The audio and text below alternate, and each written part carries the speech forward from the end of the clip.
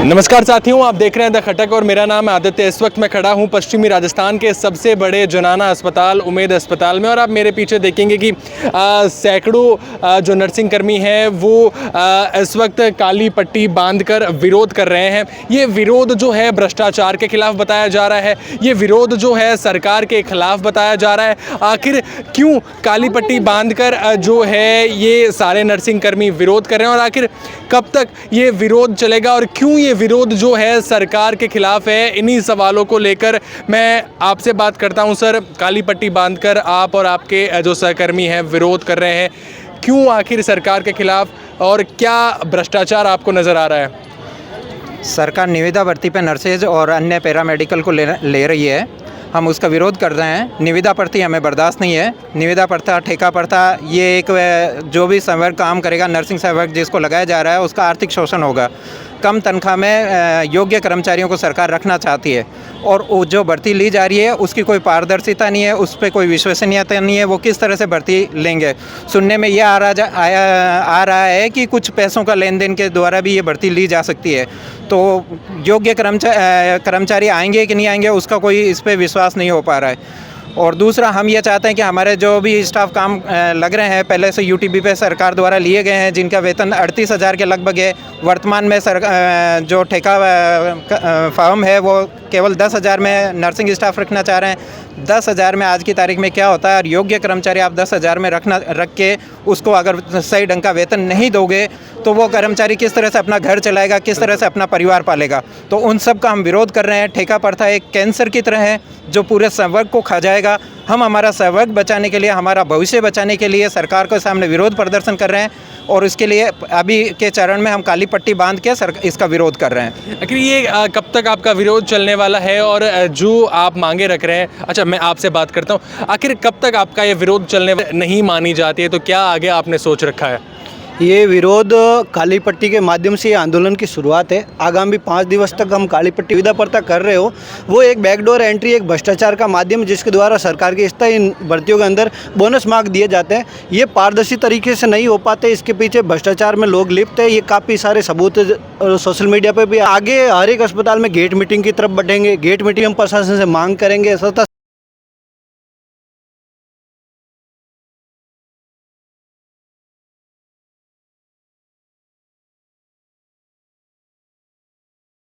मेरे सब शिक्षा लेते हैं, सब अलग अलग पढ़ाई करते हैं पैरामेडिकल नर्सिंग की, लेकिन ये दुर्भाग्य है कि ये रिश्वत के और ऐसे मामले उजागर हो रहे हैं। उससे अमीर का बेटा तो बैकडोर एंट्री पैसे दे के भी हो जाएगा, लेकिन गरीब गांव में आंसू बहाता ही रहेगा। भी इस आंदोलन में साथ हैं जो काली पट्टी बांधकर विरोध कर रहे हैं। इसमें यहाँ पे नर्सिंग के जैसे पैरामेडिकल में लैब टेक्नीशियन भी साथी, इनके साथ भी बहुत बड़ा सरकार धोखा कर रही है। 7,000 में जब सरकार का काम चल रहा है तो वो क्यों 27-28,000 देगी? और 7,000 में जैसे जो व्यक्ति काम करता है वो उसी तरह की जनता को भी क्वालिटी मिलेगी यहाँ पे। 7,000 में वो इधर उधर जाएगा कहीं लैबों में, 7,000 में वो 10 दिन ड्यूटी करेगा। इसी तरह उनके साथ तो धोखा ही है, लेकिन जो ये जनता है उनके साथ भी ये धोखा होगा, क्योंकि सरकार के मेडिकल सिस्टम में भी क्वालिटी कम हो जाएगी।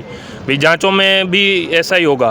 भाई जैसा 7,000 में एक व्यक्ति को रखोगे, जो एक मजदूर की मतलब उससे भी कम, दाढ़ी से भी कम 7,000 में एक क्वालिफाई बंदे को रखा जा रहा है लैबों में या नर्सिंग कर्मी को, तो उसी तरह की जनता को भी क्वालिटी मिलेगी। तो सरकार ये जनता की क्वालिटी के साथ भी खिलवाड़ कर रही है। तो सरकार से मेरा यही है कि जिस तरह से अगर जनता की या लोगों के या नर्सिंग या पैरामेडिकल के बारे में सोचा जाए तो उनको नियमित भर्ती से नियमित किया जाए। अब ये सरकार 2-2 लाख रुपए इसलिए लोग दे रहे हैं कि सरकार ने बोनस के चक्कर में बेरोजगारों को फंसा रखा है कि भाई आप 1 साल काम करोगे तो आपको 10% बोनस मिलेगा, 20%। ये सरकार बस इस माया जाल में जैसे भी बेरोजगार है उनको फंसा रही है। कुछ महिलाएं भी हमारे साथ हैं, मैं आपसे जानना चाहूँगा। मैम, अभी हमने सर से बात की, उन्होंने बताया कि भ्रष्टाचार भी है, रिश्वतखोरी भी है, जो योग्य है उनको आगे नहीं लाया जा रहा है। क्या आप इस बारे में कहेंगे?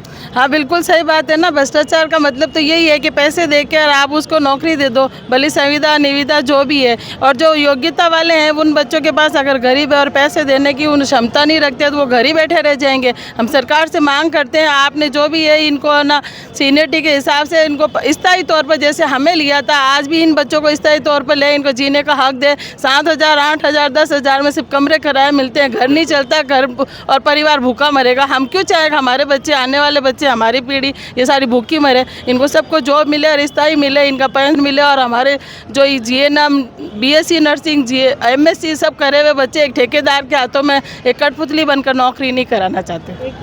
जी जी।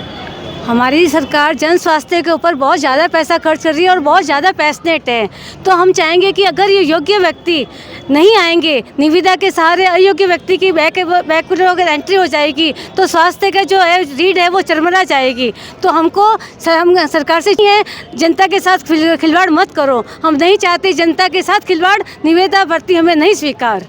तो देखिए ऐसा कहा गया है कि निविदा भर्ती जो है वो एक अभिशाप है, कैंसर की तरफ फैल रही है और कहीं ना कहीं वो लोगों को खा जाती है, उनका भविष्य जो है वो खा जाती है। अब ये सैकड़ों नर्सिंग कर्मी जो है लगातार काली पट्टी बांध कर विरोध कर रहे हैं और अगर सरकार इनकी बातें नहीं मानती है तो जैसा सर ने बताया कि 5 दिन के बाद इनका आंदोलन जो है शायद और उग्र हो सकता है, काम का बहिष्कार किया जा सकता है। अब देखना ये होगा कि सरकार अपना फैसला बदलती है या फिर इनको जो है काम का बहिष्कार करना पड़ेगा और उग्र आंदोलन करना पड़ेगा।